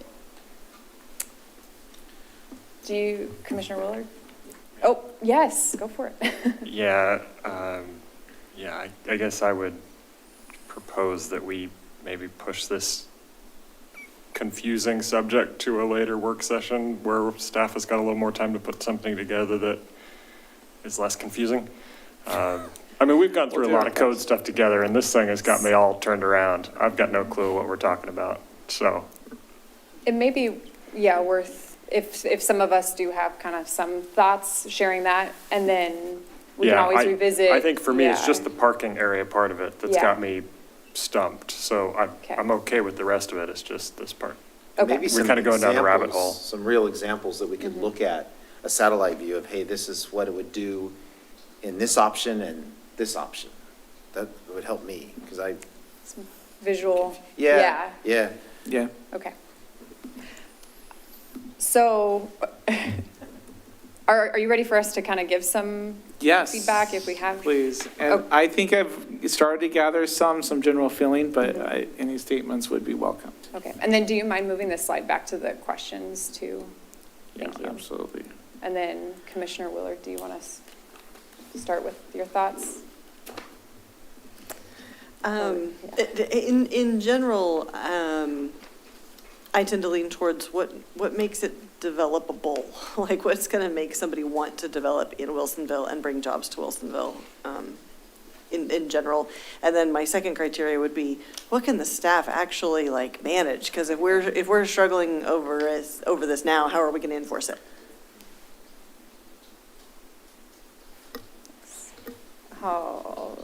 Commissioner Constantine? I don't have any further questions. I guess I'd like more clarification or for me to understand this. I'm not tracking it perfectly, but the difference in the options would be great, but interesting discussion. Okay. Yes, go for it, Commissioner Hemberline. Yeah, just one thing. The one question that was still kind of outstanding for me that would be nice to get answered is, I didn't see a definition of underutilized parking, but we talk about it in the proposed code amendments. And so are we planning on defining it, or is it a subjective assessment? What's the thought process there? Sure, great question. So while that underutilized parking is a term used in the rules, from a functional standpoint, what that really means as the code's currently drafted is that it removes barriers to redeveloping parking in general, underutilized or not. I think there's some assumption built into that probably someone that's actively using parking for a productive purpose isn't going to tend to redevelop it. And so it's kind of almost the underutilized is kind of a purpose statement, but from the actual functional language of the code, it removes barriers to redevelopment of any parking, not just underutilized. Somewhere in the implementation guidance, they actually say there that I forget how forceful they are, if it's a may, a should, or shall kind of a thing, but one of those should or shall allow the property owner to decide what is or what is not underutilized. Now, that does not mean you cannot adopt a code or a definition, a suggestion into your code. And I think, I forget if it's Cornelius or Oregon City, but one of the other cities I'm working with has done exactly that. So the way the code is written, yes, you're permitted to develop underutilized parking, and they may have even specified, anything that you think is underutilized, but there is a definition in the code for underused parking. And I think, I forget how we worded it, but something like, if it's less than half full most of the time or something like that, then. So. Okay. Yeah, I guess, looking at the proposed code amendment, it's really just saying it's encouraged, which what's the benefit of putting in the code unless we're being forced to? Because there's no teeth to it. It's just saying, hey, redevelop underutilized parking. Yeah, some of that, I think I just tried to give you findings there that your code already meets it by allowing it. And then there are a couple things, maybe with shared parking I'm thinking of too, but there are a few things that I read as encouraging it, which is allowing it in certain circumstances, which. Yeah, and that's often when the code, be it housing or whatever we're talking about, when we're talking encourage, oftentimes that translates to removing code barriers to it. Yeah, I think I was thinking of an instance with shared parking where you allow it specifically in developments where it may be infeasible to have parking on each lot or whatever. You could have a parking lot in the middle of the development for guests or residents even, and have that be shared. I read that as an encouragement because here's this code provision specifically that, hey, if you're experiencing this, try this solution. So, so a couple of those are sort of very minor, we encourage this, but a lot of that are just to get to the findings of making sure you're adopting amendments that are going to be in 100% compliance. Okay. That makes sense. Thoughts over here? Commissioner Simonova, do you have any? I would rather, usually I'm all for simplicity, but in this case, my recommendation, I think, is to have the three different codes. I don't feel like we need to, make people, developers or people do more than what is already necessary. Yeah, and I think we've that's what I've understood, like, when we're talking about this code in general, is like, where it doesn't have much of an impact one way or the other, Yeah. keep it simple. But Yeah. if it does, but adding some complexity to when it does have an impact on the ground may make sense. So Yeah. a lot of shaking head, nodding. And I want to point out here, in this case, I think what we're talking about is a relatively small impact to a relatively large number of parking lots. So yeah, in aggregate, score that how you like. I do think, and this is one thing I want to kind of do some geometry on, one thing I honestly did not catch in, when I was doing the code edits, but I forgot which one of you brought it up, and I think it's excellent. An excellent point is what that 12-foot buffer looks like and what that difference is from what would be required anyway. I'm very curious as to what kind of percentage of the potential parking area we're And talking about that really- could be significant. So really what the functional drivers are there, the development code doesn't like define that width of the landscape buffer. This generally has to be 8 feet for trees and things like that. The other thing that really drives that depth is the queuing distance for the drive aisle at the access, because you have to have enough queuing. So that's an engineering requirement that you have to have it so far back, so that first drive aisle so far back, so you're not backing up and blocking, having congestion and such, and having accidents. So I'm trying to think about the request for more information, but then in general, kind of like head nodding, looking at our like program schedule for the next coming months. Like, do we have time to talk about it a little bit more? Or I would think you if we have prefer a some- Chris put together to kind of revisit, I think you've asked some really good questions. I think we can bring it back in the interim to just do a quick Great. check-in on it. Yeah, okay, that sounds good. Because I know our schedule's pretty. I would love to try to put together a graphic. Yeah. 'Cause I think that's going to be the easiest way to do it. That's kind of what I want to see, because I can't picture, what does 30% Right. around the edge, so, what's that look like on half an acre versus 200? Yeah, this is new for me too. This is the first time we've had, a set of code where, you meet all the requirements, it's just not for the right size parking lot. So kind of, a lot to hash out and figure out here. Great. Oh, Commissioner Skoll, did you Well, have one more? I'm with everybody here. It is a bit confusing. I would like to see some visuals, that helps out to kind of picture what you're talking about. And I'm kind of in the middle of the road here where I'd like to see a simple code. It's kind of streamlined, but then it has if-thens, if it's this, if it's that, then, it has those options defined, a little bit more. And I don't know if that makes sense, because it is a complex situation, but to make it as efficient and as simple as we can. Go ahead. Did you have questions for us about the solar? Yeah, so that's what I was gonna say next. Let's hit that solar stuff real quick. Okay. If you have feedback on the solar, if there's any questions you want us to come back on quickly on that. And then we can move on to, from reading the rest of the code, if there's any other comments or questions you had. That sounds okay. Sounds good. So let me get to the solar questions. So I kind of broke it down like this, and feel free, and maybe you know this better. You want to explain this? Yeah, I mean, I think this is mostly based on the feedback we've heard to date from you, council, and the public too. Everybody everybody in Oregon, really, really, really loves trees, and if we have a climate mitigation option for a parking lot, we can only pick one, people would pick trees. People were intrigued by the idea of solar, but made it very clear they would probably prefer trees.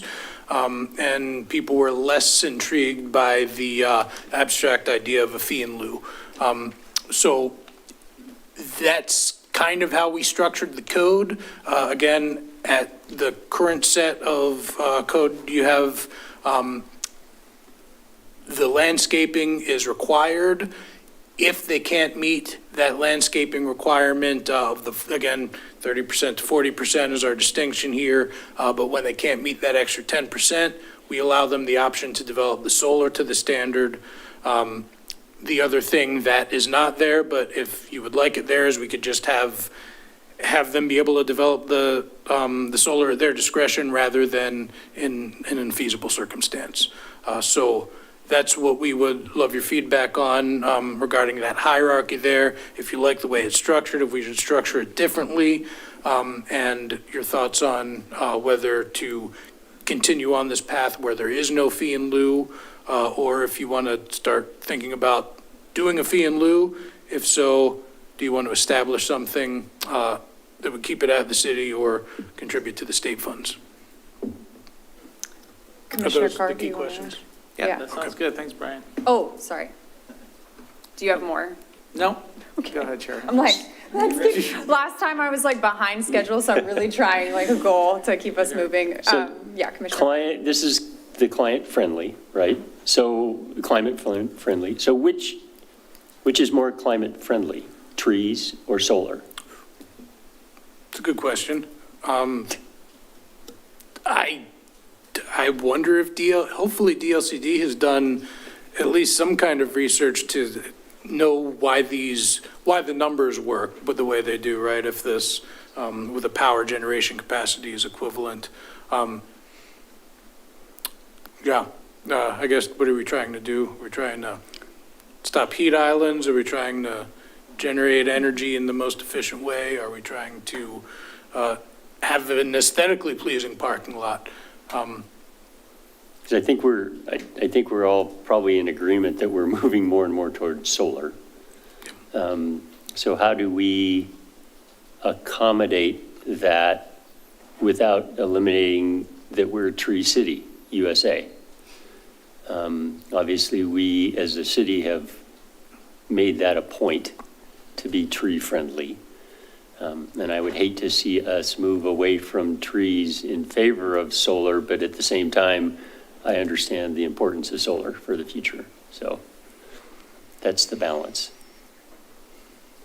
It would be nice if the state gave us some guidance. But fee in lieu, throwing money at the problem is not a solution, in my opinion. Other thoughts, Commissioner Constantine? I just had a question. Can you give us an example of when the landscaping standards would be unfeasible? Help me understand that. So it's just the design, or maybe you have an odd geometry of a lot and just where the way your parking aisles and stuff go is like, I can't meet that 30, 40%.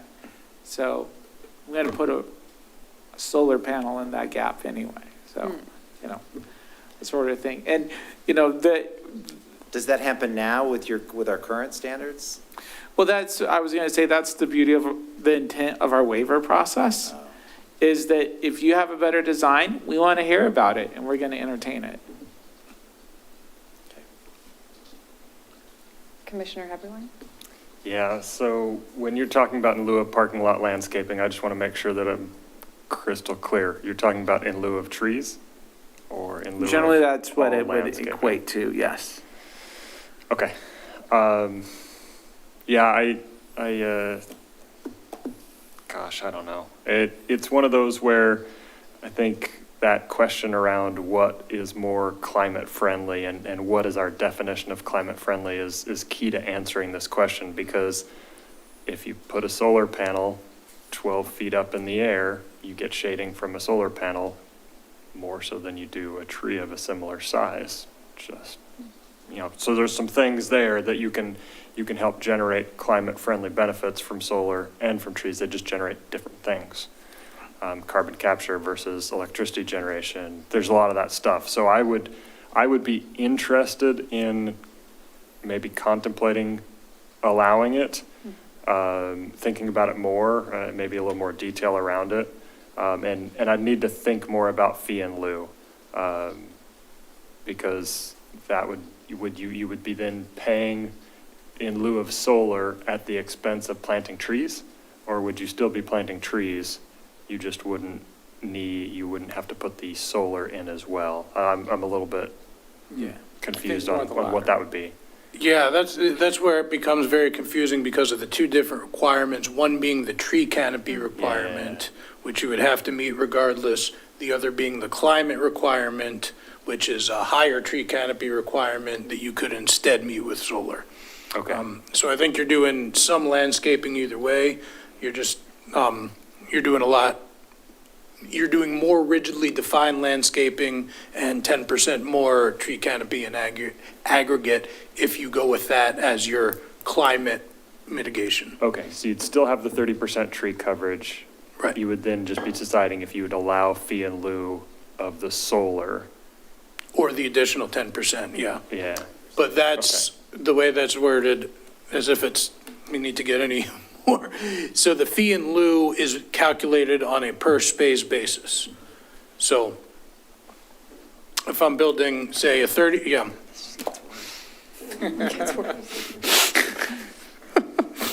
Yeah, I need to think more about it. I'll just stay with that. Commissioner Wood. I lean towards, yes, allowing solar panels in lieu of trees if it's not feasible, as long as the solar panels are actually going in the parking lot and not, some corner, flag corner, or on the roof of the building. Those types of solar panels wouldn't be a get-out-of-jail-free card. That's a good point. I think, I'm going to check on that right now. I think they are required to be in the parking lot.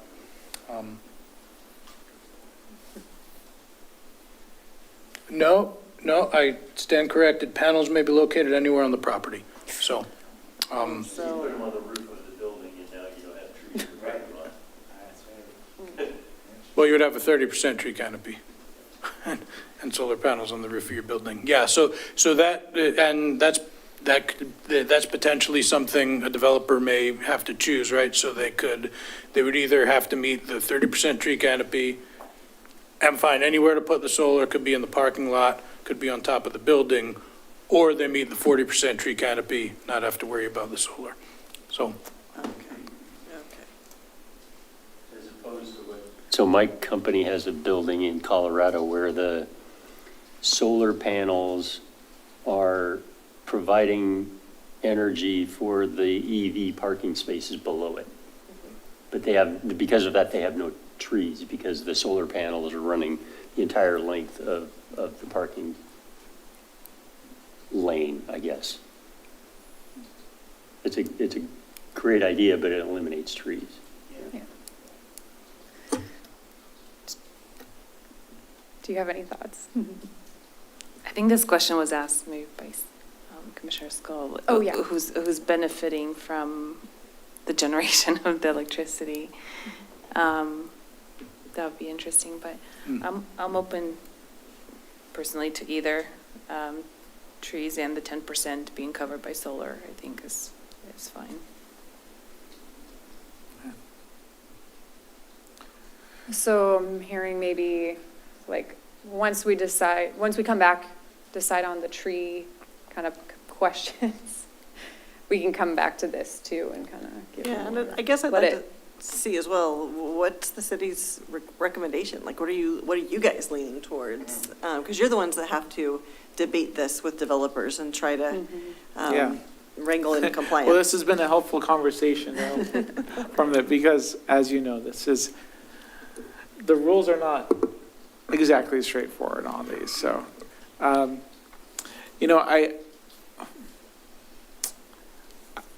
I have some thoughts, but let me formulate them and share those exactly when I come back.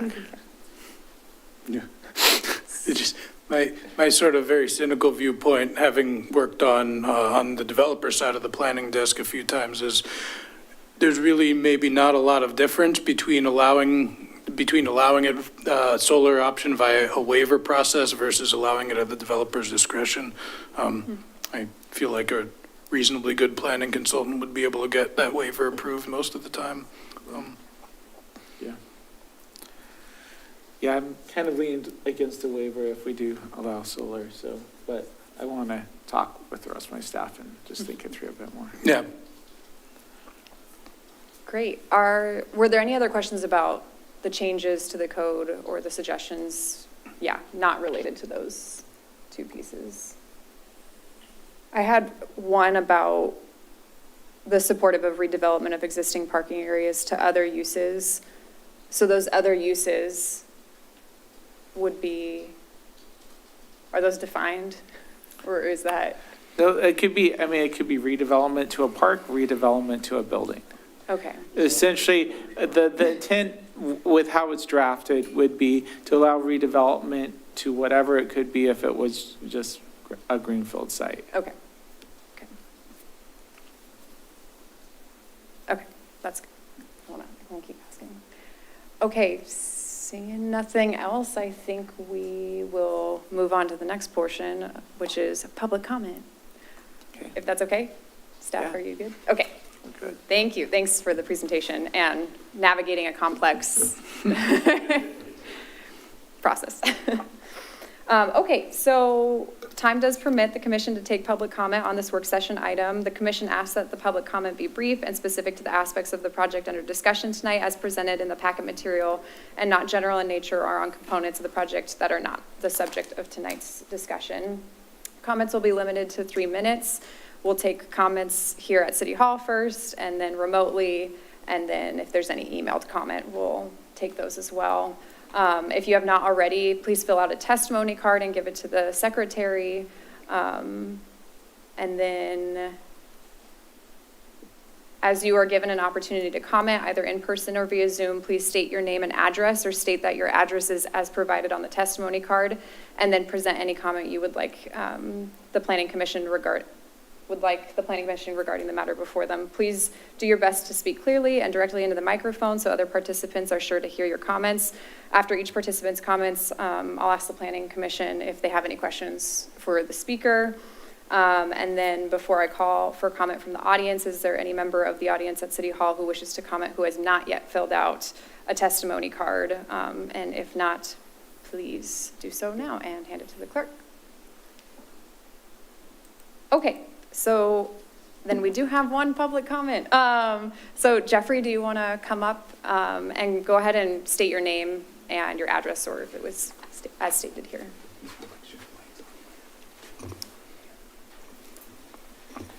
Hello, my name is Jeffrey Zundel. I'm a resident of Wilsonville. My information is on the card. I have not spoken publicly before, so hopefully I'm on topic here. I'm not too general. Initially, I just came to hear more about the topic. I was able to attend the open house on the parking minimums. That was such a great opportunity to learn about what was coming into effect, to answer some really critical questions, and to meet other residents of the city that were also engaged on this. So I wanted to, initially I was just planning on getting up and commending the group that hosted that, the city staff that hosted that. Really great conversation. But I wanted to come to this and kind of learn more and see how the Planning Commission engages on these topics. And I just also was just blown away by the kinds of questions that you're asking and really probing into how we make sure that we're putting the right codes in place. So this has been really educational for me. I would, in the open house, one of the things I really emphasized was how, in my belief, it's really important to think about parking as a really holistic thing. So I know this group is really focused on specific granular code changes and issues, but I'm also really pleased to see that you're looking at bigger questions. And I'd like to see, especially as this gets out into like public announcements and things like that, I think it'll be really important to address some of the things that I saw addressed in the open house as well, like addressing things that tend to get confused, like when people hear removing parking minimums, does that mean you're taking my parking away? And I thought city staff did a really great job of addressing that in the open house, and I would hope to see further kind of education about that to the public, that no, market forces are still at play. Underwriters aren't gonna fund development that doesn't have adequate parking. I think that was really helpful to hear. But also to hear that this is part of a much bigger set of guidelines and standards and codes that are being put into place, that your team and the council is putting into place around transit broadly. Parking is not, the only thing we're investing in, but that this is part of a bigger holistic plan. So thank you for that. I don't have any specific questions. I'm really eager to dive into a lot more of this material and to see kind of what comes out of this. Thank That's all. you. Thank you. Good job public speaking. And if you're interested in this stuff, if there's over an opening on planning commission, consider volunteering. I'm on the Civics Academy right now. Okay, and so you're in the I'm pipeline. totally interested. That's great. Thanks. Does anyone have any questions or comments on that? Yeah, and it's great to hear that the team's doing a good job with the open houses, so thank you for doing that. And yeah, I appreciate like the messaging, like not kind of avoiding kind of more the technical language or things that we might kind of overthink, and just keeping it simple and clear of, well, how does it impact me? So thanks. Thank you. Okay, is there any member of the audience on the Zoom call? Okay, seeing none. Then, and was there any comments submitted via email? Not that we're aware of. Okay. Okay, so there's no additional questions from commissioners. And then we gave feedback on the staff report. So I think If I could make one more comment. Yes. I just want to say, I know there was a lot of like details we got into, but overall, I think as staff, you gave us the direction to really come back with some crisp recommendations next time. And so appreciate the feedback and thoughtfulness. On that point, actually, something that I thought about last meeting was, I always feel like the PowerPoint helps frame the questions differently, or sometimes just more clearly than the staff report. The staff reports are great, but sometimes I have to like read through all of the code to see the question that's being asked. So I don't know if it is possible, but if we could get PowerPoints in the packet, when the packet goes out, and if it's not possible, it's okay. But I think just at least matching the framing of the questions that end up in the PowerPoint with the staff report, it just helps me prepare for what specifics versus like, okay, where exactly are we going to land? I don't know. What are your reactions to that? We've strived to do that. Oh, okay.